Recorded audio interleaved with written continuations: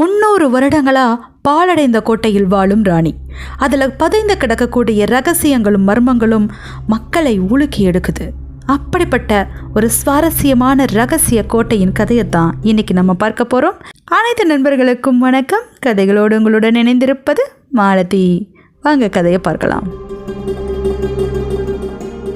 ரொம்ப காலங்களுக்கு முன்னால் வானமே வெள்ளி முலாம் பூசப்பட்ட மாதிரி தக தக தகன்னு ஜொலிச்சிட்டு இருந்துச்சு அந்த நிலவொளியில். ஆமாம், அன்னைக்கு பௌர்ணமி நாள். அந்த அரண்யபுரத்து ஊர் மக்கள் எல்லோருமே எல்லைக்கருப்பன் கோவிலில் தான் கூடியிருந்தாங்க. ஒருத்தர் கூட ஊருக்குள்ளேயே இல்லை. பௌர்ணமி அப்படின்னாவே எல்லைக்கருப்பன் கோவிலுக்கு போயிடுவாங்க. அங்கே சாமியாடி கண்ணப்பன் பூஜை பண்ணுவார். இது அந்த ஊர் வழக்கமாயிருச்சு. நம்பிக்கை இருந்தாலும் இல்லாவிட்டாலும் அன்று எல்லோருமே அந்த கோவிலுக்கு வந்தாகணும். இப்படி ஒரு விஷயம் அங்கே சட்டமாக இயற்றப்பட்டிருந்துச்சு. அந்த சட்டத்தை எல்லோரும் மதிக்கவும் தொடங்கியிருந்தாங்க. இது எல்லாவற்றுக்கும் ஒரு காரணம் இருக்குது. அந்த அரண்யபுரம் அமைஞ்சிருந்த இடம் எப்படிப்பட்டது தெரியுமா? 3 மலைப்பகுதிகளுக்கு நடுவிலே அமைந்த கிராமம். அந்த இடத்துக்கு போகணும் அப்படின்னா அந்த 3 மலைகளுக்கு இடைப்பட்ட ஒரே ஒரு மலைப்பாதை வழியாகத்தான் போக முடியும். அந்த மலைப்பாதை வழியாக போகும்போது அங்கே ஒரு முக்கியமான விஷயத்தை நம்ம கடந்தே ஆகணும். அதுதான் நாயகி கோட்டை. நாயகி கோட்டை அப்படின்னா ரொம்ப கம்பீரமாக இருக்கும்லாம் நினச்சிட வேண்டாம். அது ரொம்பவே பாழடைந்து போன கோட்டை. 300 ஆண்டுகளுக்கு முன்னால் ஒரு ராஜ குடும்பம் அங்கே வாழ்ந்ததாக சொல்லப்படுது. அந்த கோட்டை வெறும் பாரம்பரியத்தை மட்டும் சொல்லலை, ரொம்ப பெரிய அமானுஷ்யங்களையும் மர்மத்தையும் கொண்டிருந்துச்சு. அந்த கோட்டையில் மிகப்பெரிய அமானுஷ்யங்கள் நடக்கிறத பார்த்து பயந்து போன மக்கள் எல்லைக்கருப்பனே கதின்னு சொல்லி இப்போ அங்கே போய் சரணடைஞ்சிட்டாங்க. அந்த மக்களுக்கும் வெளி உலகத்துக்கும் எந்த ஒரு தொடர்பும் இல்லாமல் இருந்தாங்க. அவங்க எது வந்தாலும் எல்லைக்கருப்பன் கிட்ட தான் போவாங்க. அவங்களுக்கு உடல்நிலை சரியில்லையா, அந்த சாமியாடி கண்ணப்பன் மருந்து கொடுப்பாரு. அது மட்டும் இல்லாமல் ஏதாவது பிரச்சனை வந்துருச்சு அப்படின்னாலும் எல்லைக்கருப்பன் கிட்ட போய் தான் முறையிடுவாங்க. இப்படி அந்த ஊர் மக்களுக்கு எல்லாமுமாக ஆகி போனது எல்லைக்கருப்பனும் சாமியாடி கண்ணப்பனும். இப்படிப்பட்ட நேரத்தில் அந்த கோட்டையை பற்றி நம்ம கொஞ்சம் விலாவரியாக பார்ப்போம். அந்த கோட்டை எதனால் அவ்வளவு மர்மமானது அப்படின்னா அதற்கு பின்புல கதை ஒன்று இருக்குது. 300 ஆண்டுகளுக்கு முன்னால் அதில் ஒரு ராஜ குடும்பம் வாழ்ந்துச்சு அப்படின்னு சொன்னோம் இல்லையா? அந்த ராஜ குடும்பத்தை பற்றிய கதை தான். அந்த ராஜ குடும்பத்தில் ஒரே ஒரு அழகிய இளவரசி இருந்தா. அந்த இளவரசியை திருமணம் பண்ணிக்க நிறைய பேர் போட்டியிட்டாலும் அவள் மனது என்னவோ ஒரே ஒரு சிற்றரசன் மேலே தான் இருந்துச்சு. அந்த சிற்றரசன் கப்பம் கட்ட அந்த அரண்மனைக்கு அடிக்கடி வந்து போயிட்டு இருந்திருக்கான். அதனால் காதலுற்ற அவள் அவனை தான் திருமணம் பண்ணிப்பன்னு பிடிவாதம் பிடிச்சிருக்கா. அவங்க 2 பேருக்கும் திருமணமும் நடந்தேறி இருக்கு. இதில் என்ன பிரச்சனைன்னு தானே கேட்குறீங்க? ஆமாம், அந்த அரண்மனையிலேயே ஒரு நாட்டியக்காரியும் இருந்தா. அவளுக்கும் அந்த சிற்றரசன் மீது காதல். அவள் எப்படியும் அவனை அடையணும்னு நினச்சா. ஆனால் அதற்குள்ள ராஜகுமாரியை அவன் திருமணம் பண்ணிக்கிட்டான். அவள் ராஜகுமாரிங்கிறனால தான் அவன் திருமணம் பண்ணிக்கிட்டான்னு அவன் மனசுக்குள்ள ஒரே கொந்தளிப்பு. அதனால் அந்த ராஜகுமாரியோட திருமணத்திற்கு அப்புறமா அந்த கோட்டையில் அங்கே இருந்த அத்தனை நகைகளையும் அணிஞ்சுக்கிட்டான். எல்லோர் முன்னிலையிலும் அந்த கோட்டையோட நடுமத்தி பகுதியில் இருந்த ஒரு கிணற்றின் மீது ஏறினான். அங்கிருந்து குதித்து தற்கொலை பண்ணிக்கிட்டான். அவள் அப்படி தற்கொலை பண்ணிக்கிட்டதுக்கு அப்புறமா கொஞ்சம் கொஞ்சமாக அந்த சாம்ராஜ்யம் அழிய தொடங்குச்சு. நிறைய பிரச்சனைகள் வந்துச்சு. அதற்கப்புறமா அந்த கோட்டை பாழடைஞ்சு போச்சு. அந்த கோட்டையில் அவள் இன்னும் வாழ்கிறதா எல்லோரும் நம்புகிறாங்க. அவங்க அப்படி நம்புறதுக்கு ஒரு முக்கியமான காரணம் இருக்குது. இளவட்டங்கள் மக்கள் சொல்கிற பேச்செல்லாம் கேட்காம அந்த கோட்டைக்குள்ளே அப்படி என்னதான் இருக்குன்னு பார்க்குறோன்னு இரவோடு இரவாக போயிருக்காங்க. அங்கே நகைகள் மொத்தத்தையும் அணிஞ்சுக்கிட்டு ஒரு பெண் நடக்கிறத பார்த்துருக்காங்க. இதெல்லாம் நடந்து கிட்டத்தட்ட 50 ஆண்டுகள் இருக்கும். அந்த பெண்மணி நடக்கிறத பார்த்து கதறிக்கிட்டு வந்தவங்க தான் மனநிலையே பாதிக்கப்பட்டு பித்து பிடிச்சி போயிட்டாங்க. அவங்க சொன்ன கதையெல்லாம் கேட்ட மக்கள் பயந்து நடுங்க ஆரம்பித்தாங்க. அதுக்கப்புறமா இன்னும் தீவிரமாக எல்லைக்கருப்பனை கும்பிட தொடங்கிட்டாங்க. எல்லைக்கருப்பன் மட்டும்தான் காப்பாற்றுவாங்க, பௌர்ணமியில் வீட்டில் யாரும் இருக்காதீங்க அப்படின்னு அறிவிப்பும் கொடுக்க தொடங்கிட்டாங்க. அப்படிப்பட்ட அந்த பௌர்ணமியில் தான் எல்லைக்கருப்பன் கோவிலில் எல்லோருமே கூடியிருந்தாங்க. இப்படி இவங்க எல்லோரும் கூடியிருக்கும்போது இதை பற்றி எந்த ஒரு விவரமுமே தெரியாத வெளியூர்காரன் ஒருத்தன் அந்த ஊருக்கு பயணம் செஞ்சுக்கிட்டு இருந்தான். ஆமாம், அவன் அந்த ஊர்க்காரன் கிடையாது, ஆனால் அவனோட பெற்றோர்கள் அந்த ஊரில் வாழ்ந்தவங்க. கிட்டத்தட்ட இவன் பிறக்கறதுக்கு முன்னாடியே, இவன் இப்போது 25 வயது வாலிபன், இவன் பிறப்பதற்கு முன்பே அந்த ஊரை காலி பண்ணிட்டு வெளியூருக்கு வந்துட்டாங்க. சுமார் 30 ஆண்டுகளுக்கு முன்னால அவர்கள் அந்த கிராமத்தில் வாழ்ந்துட்டு இருந்தபோது இதே போல ஒரு பௌர்ணமி தினத்தில் எல்லை கருப்பன் கோவிலில் கூடியிருந்தாங்க. அப்படி கூடியிருக்கும்போது அவங்க வீடுகளில் கொள்ளை போனது. அதுவும் நல்ல செல்வந்தர்கள் வீடுகளில் நகைகள் மட்டும் கொள்ளையடிக்கப்பட்டிருந்துச்சு. அந்த நகைகளை கொள்ளையடித்தது நாயகி கோட்டையில் இருக்கிற அந்த மர்ம பெண் தான் அப்படின்னு நினச்சிக்கிட்டாங்க. அதனால் எல்லை கருப்பன் கிட்ட மட்டுமே முறையிட முடியும்னு அங்கேயே போய் முறையிட்டாங்க. இதையெல்லாம் பார்த்துட்டு இருந்த இந்த வாலிபனின் பெற்றோர்களுக்கு இது பிடிக்கவே இல்லை. ஏன்னா அவர்களும் நிறைய நகைகளை வச்சுருந்தாங்க. அத்தனையும் கொள்ளையடிக்கப்பட்டுருச்சு. இனி இந்த ஊர்லேயே இருக்கக்கூடாதுன்னு நினச்சவங்க அந்த ஊரை காலி பண்ணிட்டு வெளியில் போனாங்க. ஆனால் இப்போ அவங்க ஒரு விபத்தில் இறந்து போக தான் இந்த வாலிபனான ஆதவன் துடித்து போனான். அவனுக்கு உறவினர்கள் இருந்தாங்க, ஆனால் யாருமே உதவி செய்ய முன்வரவே இல்லை. அவனுக்கு சரியான வேலையும் இல்லை, வசதியும் இல்லை. அதனால் அவனை ஏற்றுக்கொள்ளவோ அல்லது உதவி செய்யவோ யாருமே தயாரா இல்லை. அதனால் அவன் தன்னுடைய தாய் தந்தையருடைய சொந்த ஊருக்கு போனால் அங்கே கொஞ்சம் அவர்களுக்கு நிலபுலன் இருந்துச்சுன்னு கேள்விப்பட்டிருந்தான். அதையெல்லாம் வைத்து பிழைத்து கொள்ளலாமே அப்படின்னு தான் அந்த ஊருக்குள்ளே வந்தான். பாவம், அவனுக்கு இந்த கதையெல்லாம் அவங்க பெற்றோர்கள் சொன்னதே கிடையாது. அப்படி தான் ஆதவன் அந்த ஊருக்குள்ளே நுழைய பௌர்ணமி இரவில் வந்துட்டு இருக்கான். அந்த பௌர்ணமி இரவில் அவன் வந்து சேர்ந்த இடம் அந்த பாழடைந்த கோட்டை. இரவு நேரம் ஆயிடுச்சு. இனி ஊருக்குள்ளே போக கொஞ்சம் நேரம் ஆகும். இந்த இரவு நேரத்தில் அந்த கோட்டையில் படுத்திருந்துட்டு காலையில் போகலாம் அப்படின்னு நினைக்கிறான். அதை மட்டும் தெரிஞ்சிருந்தா நிச்சயமாக அவன் அங்கே தங்கியிருக்க சம்மதமே தெரிவிச்சிருக்க மாட்டான். அப்படிப்பட்ட போது தான் அந்த கோட்டைக்குள்ளே நுழையிறான். பௌர்ணமி வெளிச்சத்தில் அந்த கோட்டையில் சில இடங்கள் தெரியுது. அந்த கோட்டையை அப்படியே சுற்றி பார்க்குறான். அது வினோதமாக இருக்குது. அவனுக்கு ஏதோ பரீட்சைப்பட்ட மாதிரியும் இருக்குது. கடைசியாக எல்லா இடங்களையும் சுற்றி பார்த்துட்டு அவன் படுப்பதற்குன்னு ஒரு இடத்தை தேர்ந்தெடுக்கிறான். அவன் அப்படி தேர்ந்தெடுத்த இடம் ஒரு தூணின் மறைவு. அங்கே தான் அவன் படுத்திருந்தான். அப்படி படுத்துட்டு இருக்கும்போது கொஞ்ச நேரத்திலேயே அங்கே ஜல் ஜல் ஜல்னு ஏதோ ஒரு சத்தம். அந்த சத்தத்தை கேட்டவுடனே அவன் லேசாக கண் திறந்து அந்த தூணுக்கு பின்னாடி இருந்து அப்படியே திரும்பி பார்க்குறான். அவன் பார்த்த அந்த காட்சியை வாழ்நாளில் என்றைக்குமே அவனால் மறக்க முடியாது. ஏன்னா நிச்சயமாக அது ஒரு ராணியே தான். அந்த ராணியுடைய ஆடைகளும் ஆபரணங்களும் போட்டுட்டு கம்பீரமாக ஒரு பெண் நடந்து போகிறான். அந்த நடந்து போகிற பெண்ணை அவன் கண் திறந்து பார்க்குறான். கண்களை நல்லா தேய்த்து விட்டு பார்க்குறான். கனவா நனவான்னு இல்லை, நிஜமே தான். அந்த பெண் வேகமாக ஓடுறா. ஓடினவ அந்த கோட்டையோட மத்தியில் இருக்கிற பாலடைஞ்சு போன அந்த கிணற்றின் மேலே ஏறுறா. கிணற்றின் மேலே ஏறின உடனே இவனுக்கு பீதி ஆகுது. என்ன செய்ய போகிறா அப்படின்னு. அந்த நில ஒளியில் இவ்வளவும் மங்கலாக தெரியுது. அப்படி அந்த கிணற்றின் மேலே ஏறினவ வேகமாக குதிச்சிட்டா. தண்ணீருக்குள்ளே அந்த பெண் குதித்த சத்தம் நல்லா கேட்டுச்சு. அடடா, அந்த பெண் கிணற்றுக்குள்ளே விழுந்துட்டாளே அப்படின்னு வேகமாக போகிறான். அங்கே ஒரு கட்டை இருக்க அவன் கொண்டு வந்திருந்த தீக்குச்சிகளை உரசி அந்த கட்டையை பற்ற வைத்து தீப்பந்தமாக மாற்றி அந்த கிணற்றுக்குள்ளே அந்த தீப்பந்தத்தை பிடித்து எட்டி பார்க்குறான். அந்த கிணற்றுக்குள்ளே எந்த ஒரு சத்தமும் கேட்கல. தண்ணீருக்குள்ளே அவள் குதித்த போது ஏற்பட்ட அலைகள் மட்டும் லேசாக இருந்துச்சு. அவள் ரொம்ப நேரம் ஆகியும் மேலேயே வரல. அடடா, அவள் அதில் குதித்து இறந்து விட்டாளோ அப்படின்னு நினச்சான். ஆனால் அவள் இருந்த கோலமும் நடந்து ஓடி வந்ததும் அவனுக்கு வினோதமாக இருந்துச்சு. அதுக்கப்புறமா பயங்கரமாக ஒரு சிரிப்பு சத்தம் கிணற்றுக்குள்ளேருந்து கேட்டுச்சு. அந்த பெண்ணோட சிரிப்பு சத்தம் மாதிரி தான். அவனுக்கு ரொம்ப ஆச்சரியம். கிணற்றுக்குள்ளே விழுந்தவ மேலேயும் வரல, சிரிப்பு சத்தம் மட்டும் கேட்குது. இது என்ன வினோதம்னு பயந்து வியர்த்து போயிட்டான். அதுக்கப்புறமா அங்கே ஒரு நிமிடம் கூட இருக்கக்கூடாதுன்னு அவன் கிளம்ப எத்தனைக்கும் போது தான் அந்த கோட்டைக்கு பின்புறத்தில் ஒரு குதிரை வண்டி சத்தம் கேட்குது. அந்த குதிரை வண்டி சத்தத்தை கேட்ட அவன் அதை போய் பார்க்கலாமான்னு ஒரு நிமிடம் நினச்சான். அதுக்கப்புறம் அதை கைவிட்டுட்டு தன்னோட தாய் தந்தையர் எதற்காக இந்த ஊரை விட்டு வந்திருப்பாங்க அப்படின்னு ஒரு எண்ணம் வந்துருச்சு. இது எல்லாம் காரணமாக இருக்கும் அப்படின்னு அந்த கோட்டையை விட்டு வேகமாக வெளியேற தொடங்கினான். மறுநாள் காலையில் தான் அந்த ஊரை அடைஞ்சான். அந்த ஊரில் இருக்கிறவங்க கிட்ட நடந்ததை சொல்லி புலம்புனான். அந்த ஊர் மக்கள் அப்போ தான் சொன்னாங்க, இது எங்களுக்கு எப்போவோ தெரியும், பல ஆண்டுகளாக நடந்துட்டுருக்கிற கதை தான். அந்த கோட்டையில் அந்த நாட்டியக்காரி நகைகளை எல்லாம் போட்டுட்டு வலம் வந்துட்டு தான் இருக்கா. அவள் எப்படி குதித்து இறந்தாலோ அதே போல காட்சி உன் கண்ணுக்கு பட்டிருக்கு அப்படின்னு சொல்கிறாங்க. அப்போதான் அந்த குதிரை வண்டி சத்தத்தை பற்றி சொல்கிறான். அந்த ஊர் மக்கள் சில பேர் அந்த குதிரை வண்டியை பார்த்ததா சொல்லியிருக்காங்க. ஆனால் அந்த குதிரை வண்டிக்கும் அந்த கோட்டைக்கும் அந்த பெண்ணுக்கும் என்ன சம்மந்தம்னு யாருக்குமே தெரியல. இப்படிப்பட்ட நேரத்தில் இவன் வியர்த்து போய் அங்கே உட்கார்ந்துட்டு இருக்கும்போது அவனுக்கு ஆறுதல் தராங்க அந்த ஊர் மக்கள். ஆதவனுக்கு அவனுடைய உறவினர்கள் கிட்டையும் தெரிந்தவர்கள் கிட்டையும் கிடைக்காத அன்பும் அரவணைப்பும் அந்த ஊர் மக்கள் கிட்ட அவனுக்கு கிடைச்சிச்சு.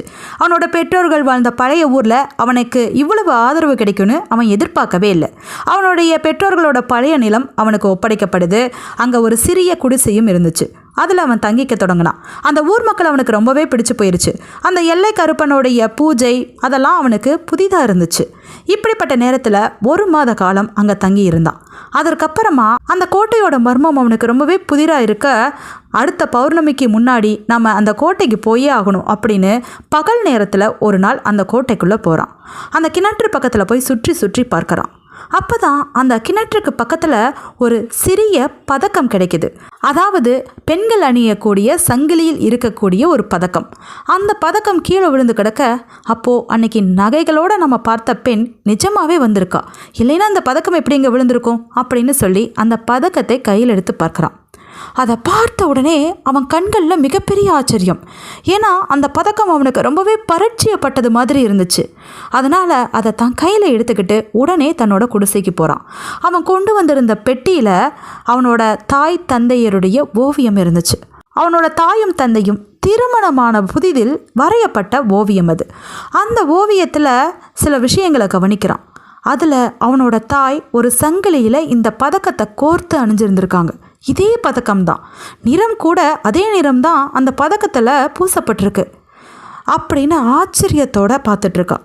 அது ஒரு தனித்துவமான பதக்கம். அது எல்லோரும் அணியக்கூடியது கிடையாது. அது தன்னோட தாயோட கழுத்தில் இருந்திருக்கு. இதை பார்த்த உடனே இதை பற்றி நம்ம தெரிஞ்சுக்கிட்டே ஆகணும்னு ஊர் மக்கள்கிட்ட விசாரிக்கிறான். அப்போ தான் அவனோட தாயும் தந்தையும் இந்த ஊரை விட்டு போகிறதுக்கு முன்னாடி அவங்க வீட்டில் நகை கொள்ளையடிக்கப்பட்டிருக்குதுன்னு கேள்விப்படுறான். ரொம்ப காலத்துக்கு முன்னாடி அடிக்கடி பௌர்ணமி பூஜைக்கு போயிட்டு வரவங்க போது செல்வந்தர்களோட வீட்டில் நகைகள் கொள்ளையடிக்கப்பட்டிருக்கு. அப்படி கொள்ளையடிக்கப்பட்ட நகைகள் எல்லாமே அந்த மர்ம பெண் தான் செஞ்சுருக்கான்னு அந்த ஊர் மக்கள் நம்பினாங்க. அதனால் அவங்க எந்த ஒரு நடவடிக்கையுமே எடுக்கலை. அப்போதும் அந்த கோட்டையில் மர்மமான பெண் நடமாட்டத்தை நிறைய பேர் பார்த்துருக்காங்க. இப்போதும் அந்த பெண் நடமாடுறா அப்படின்னா நிச்சயமாக அது ஒரு பேயாக தான் இருக்கணும், அந்த நாட்டியக்காரியுடைய ஆவியாக தான் இருக்கணும் அப்படின்னு மக்கள் பேசிக்கிட்டாங்க. ஆனால் இவனுக்கு ஏதோ அதில் நம்பிக்கையே இல்லை. ஏன்னா இவன் இந்த ஊரை சேர்ந்தவன் கிடையாது. இவன் வளர்ந்தது பூரா வெளியூரில். அதனால் இவன் இதை நம்ப தயாராகவே இல்லை. இந்த மலை கிராமத்து மக்களுக்கு நிறைய விஷயங்கள் தெரியல, புரிப்படலை அப்படின்னு அவன் நினச்சிக்கிட்டான். அந்த எல்லைக்கருப்பன் கோவிலில் சாமியாடி கண்ணப்பன் எப்படி பூஜை பண்ணுறாருன்னு கவனித்தான். அவர் எல்லாமே மக்களுக்கு நல்லது தான் செஞ்சார். ஏன்னா அவர் கொடுத்த மருத்துவம் எல்லாமே மூலிகை செடிகள்லேருந்து கொடுத்தது. அவர் கொடுக்கறது எல்லாமே அந்த மக்களை குணப்படுத்தவும் செய்தது. இப்படி இருக்கும்போது ஏன் இப்படி நடக்குதுன்னு யோசித்தான்.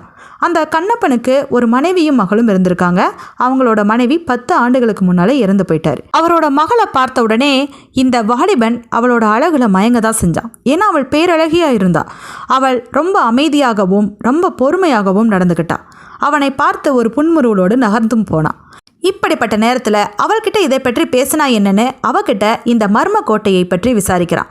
அவளோ அதெல்லாம் வெறும் கட்டுக்கதை, நானும் அதை நம்ப தயாராகவே இல்லை அப்படிங்கிறா. இப்போ இவனுக்கு ஒரு ஆதரவு கிடைச்சிட்டு தான் நம்பிக்கை. அவள் மட்டும்தான் அதை நம்பலை அப்படிங்கிறத அவன் தெரிஞ்சுக்கிறான். அதனால் அவகிட்ட அடிக்கடி சந்திச்சு அந்த கோட்டையோட மர்மத்தை பற்றி கேட்டுக்கிட்டே இருக்கான். ஆனால் அவளோ அதெல்லாம் சும்மா கட்டுக்கதைங்க, எல்லாம் கற்பனையில் சொல்கிறாங்க அப்படிங்க. அவனோ இல்லை இல்லை, நான் கண்ணாலேயே பார்த்தேன் அப்படின்னு சொல்கிறான். எனக்கு அந்த கதை எதுவுமே தெரியாது, அப்படி இருக்க நான் கண்ணாலேயே பார்த்தனே அப்படிங்கிறான். ஒருவேளை யாராவது அப்படின்னு சொல்ல வந்தவ அப்படியே அதை நிறுத்திட்டு, சரி இதை பற்றி பேச எனக்கு பெருசாக விருப்பம் இல்லைன்னு கிளம்பி போயிட்டா. இப்போ அவளோட ஆதரவும் அவனுக்கு இல்லாமல் போயிடுச்சு. இந்த ஊர் மக்கள் தன் மீது ரொம்ப பாசத்தோடு இருக்கிறாங்க. அது மட்டும் இல்லாமல் சில மூட நம்பிக்கைகளும் அவங்களுக்கு இருக்குது. இதையெல்லாம் வச்சிட்டு இருக்கிற இவங்களுக்கு நம்ம ஏதாவது செய்யணும். அந்த கோட்டை கிட்ட போகவே பயப்படுறாங்க. அதனால் அவங்கள நிம்மதியாக வாழ வைக்கணும்னு நினச்சான் அவன். அதற்காக அந்த கோட்டையில் என்ன நடக்குதுன்னு தெரிஞ்சுக்கணும் அப்படின்னு மும்முரமாக செயல்பட தொடங்கினான். அவன் செயல்பாடுகள் எல்லாமே வினோதமாக இருந்துச்சு அந்த ஊர் மக்களுக்கு. அடுத்த பௌர்ணமிக்கு அவன் அந்த கோட்டைக்குள்ளே இருந்தான். தூண் மறைவில் வழக்கம் போல் நின்றுட்டு இருக்கும்போது கொஞ்ச நேரத்திலேயே அவன் எதிர்பார்த்தது போலவே அந்த பெண் ஜல் ஜல்னு வரா. அவளோட அலங்காரம் எல்லாமே நில ஒளியில் மங்களாக தான் தெரிஞ்சிச்சு. அது மட்டும் இல்லாமல் அவளோட முகம் சரியாக தெரிய வாய்ப்பே இல்லை. ஏன்னா ராணிகள் தலைக்கு மூடாக்கு போட்டிருப்பாங்கல்ல, அந்த மாதிரி ஒரு மெல்லிய துணி அவளுடைய தலை முகம் பகுதியை மூடி இருந்துச்சு. அப்படிப்பட்ட அவள் வந்த வேகத்திலேயே கிணற்றின் மீது ஏறினா. ஒரு பயங்கர சிரிப்பு சத்தம். அதுக்கப்புறம் கிணற்றுக்குள்ளே குதிச்சதுக்கப்புறமாவும் கொஞ்ச நேரம் கழித்து சிரிப்பு சத்தம். இது அப்படியே நடந்துச்சு. ஏற்கனவே நடந்தது போலவே நடந்துச்சு. அவன் எதையுமே சரியாக கவனிக்கவே முடியலை. ஏன்னா அவனுக்கு இது எல்லாமே ஆச்சரியத்தை கொடுத்துச்சு. அதுக்கப்புறமா கொஞ்ச நேரத்திலேயே குதிரை வண்டி சத்தம் கோட்டைக்கு பின்புறத்தில். இது அவனை ரொம்பவே ஆச்சரியப்படுத்த அவன் திரும்ப தன்னோட வீட்டுக்கு போகிறான். ரொம்ப சிந்தனை பண்ணுறான். இந்த முறை நம்ம வேறு விதமாக அணுகணும் அப்படின்னு அடுத்த பௌர்ணமிக்கு காத்திருக்க தொடங்கினான். எல்லோருமே எல்லைக்கருப்பன் கோயிலுக்கு போயிட்டாங்க. ஆனால் இவன் மட்டும் அந்த மாயக்கோட்டைக்குள்ளே நுழைஞ்சான். அந்த மாயக்கோட்டைக்குள்ளே தூண் மறைவில் இந்த வாட்டி நிற்கவே இல்லை. அவன் நின்ன இடமோ குதிரை வண்டி சத்தம் கேட்ட இடத்துல. ஆமாம், அந்த இடத்துல காத்திருந்தான். அந்த பெண் குதிக்கும் சத்தம் கேட்குது. கேட்ட கொஞ்ச நேரத்திலேயே அங்கே குதிரை வண்டி ஒன்று நிற்கிது. அந்த குதிரை வண்டியை யார் ஓட்டிகிட்டு வராங்கன்னு தெரிஞ்சுக்கிட்டா நம்ம உண்மையை கண்டுபிடிச்சிடலாமேன்னு போய் பார்த்தா அது வெறும் குதிரை வண்டி மட்டும்தான். அந்த குதிரை தானாகவே வண்டியை இழுத்துக்கிட்டு இங்கே வந்துருச்சு. அதை ஓட்ட யாருமே இல்லை. இதுதான் அவனுக்கு இன்னும் ஆச்சரியத்தை கொடுக்குது. அவன் அங்கே நின்றுட்டு இருக்கும்போது ஏதோ ஒரு நிழலுருவம் அங்கே தெரிஞ்சிச்சு. அதுக்கப்புறம் மறைஞ்சிருச்சு. இப்போது அந்த குதிரை வண்டி அங்கேயே நின்றுட்டுருக்கு. ரொம்ப நேரம் காத்திருந்து பார்த்தான். அந்த குதிரை வண்டி மட்டுமே அங்கே நிற்க அவன் இதற்கு மேலும் காத்திருப்பது வீண் தெரிஞ்சுக்கிட்டு அங்கிருந்து கிளம்பி மீண்டும் தன் குடிசைக்கு வந்தான். இந்த மாதிரி இவன் ஒருவனே முழு முயற்சியும் எடுத்து அங்கே என்ன நடக்குதுன்னு கண்காணிச்சிட்டு இருக்கான். ஆனால் அவனுக்கு ஒரு அசாத்திய நம்பிக்கை, இது எல்லாமே மனிதர்கள் செய்யும் வேலை தான் அப்படின்னு.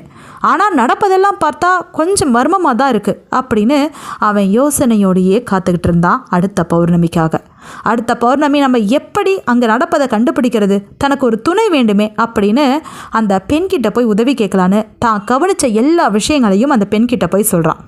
சாமியாடியின் பெண்ணுக்கு சாமியின் மீதும் நம்பிக்கை இல்லை, பேயின் மீதும் நம்பிக்கை இல்லைங்கிறது ஆச்சரியமான விஷயந்தான். அதனால தான் அவள் ஆதரவை தேடினான். அவகிட்ட நடந்ததையெல்லாம் சொல்ல அவள் ஆச்சரியப்பட்டு போனான்.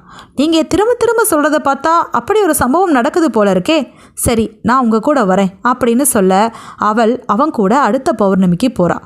அந்த பௌர்ணமி அன்னைக்கு அங்கே குதிரை வண்டி சத்தம் கேட்குது. ஏன்னா அவங்க நின்றுட்டு இருந்தது குதிரை வண்டி வர்ற இடத்துல. அந்த இடத்துல அவங்க நின்றுட்டு இருக்கும்போது குதிரை வண்டி தானாக வந்து அங்கே நிற்கிது. இதை ஆச்சரியத்தோடு பார்க்குறா. அதுக்கப்புறம் அங்கே யாராவது வராங்களா அப்படின்னு எட்டி பார்த்துட்டு இருக்காங்க 2 பேரும். உடனே அவள் வீச்சின்னு கத்துறா.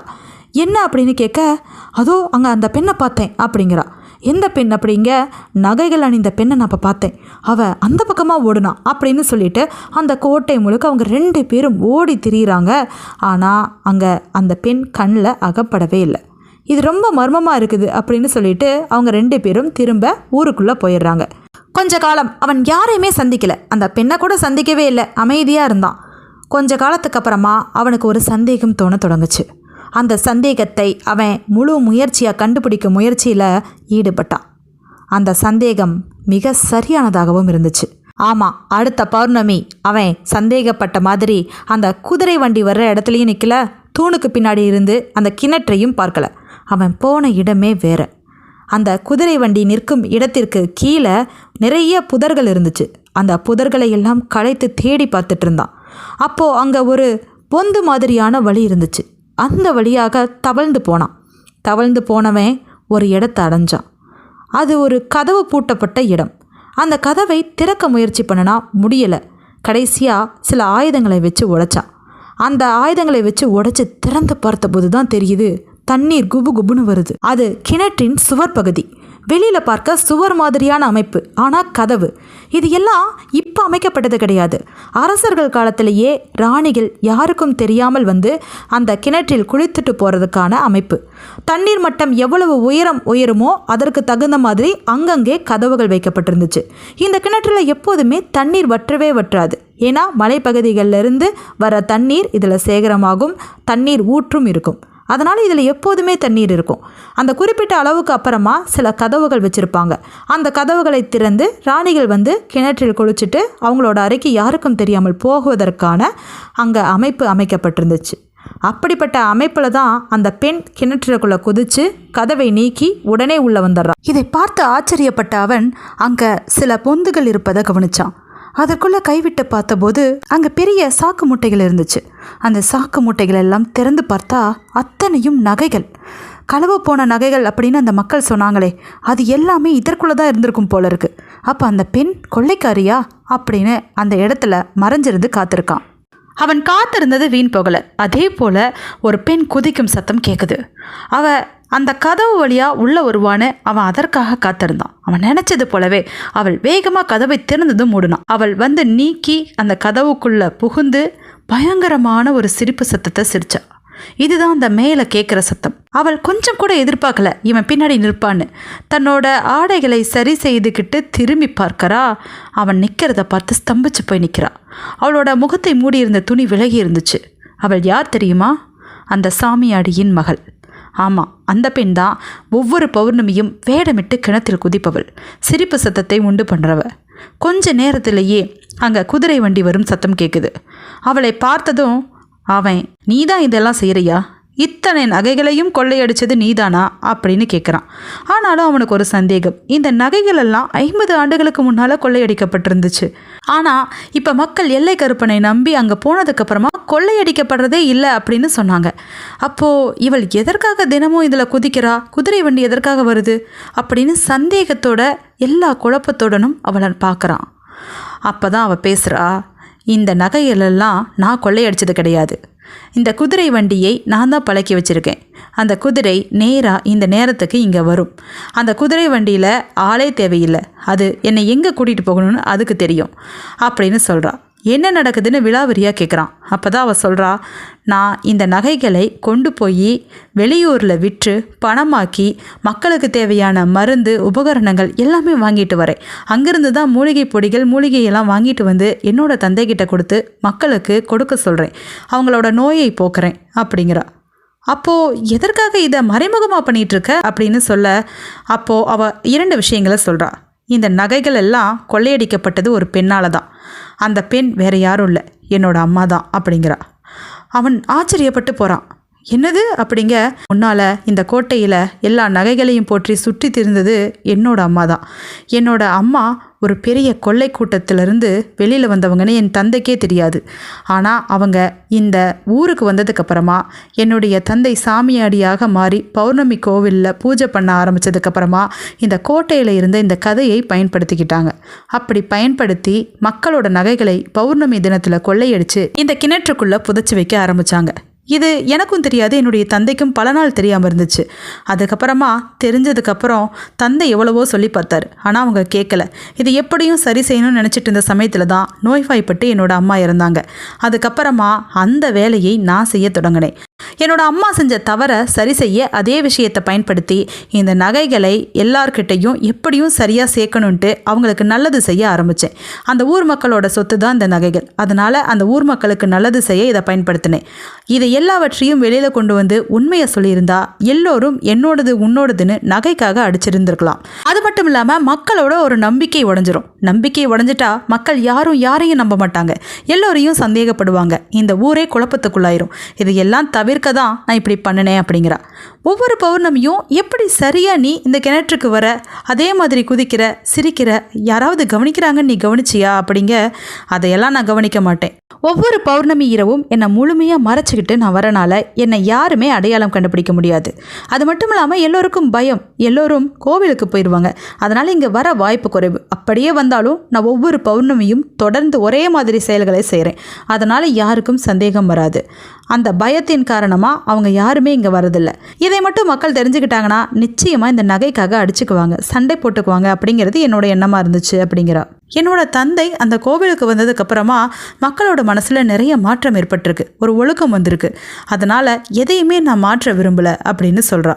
அப்போது அந்த குதிரை வண்டி அப்படின்னு அவன் விளக்கம் கேட்குறான். அதுக்கு அவள் பதில் சொல்கிறா, நான் இந்த கோட்டைக்கு வர்றதுக்கு முன்னாடியே குதிரைகளை அவிழ்த்து விட்டுருவேன். அதை ஏற்கனவே இங்கே வர்றதுக்கு பழக்கப்படுத்தி வச்சுருக்கேன். அதனால் அவிழ்த்து விட்ட உடனே அந்த குதிரைகள் நேராக பின்புற கோட்டைக்கு வந்துடும். அதற்குள்ளே நான் இங்கே வந்து கிணற்றுக்குள் குதிச்சிருவேன்.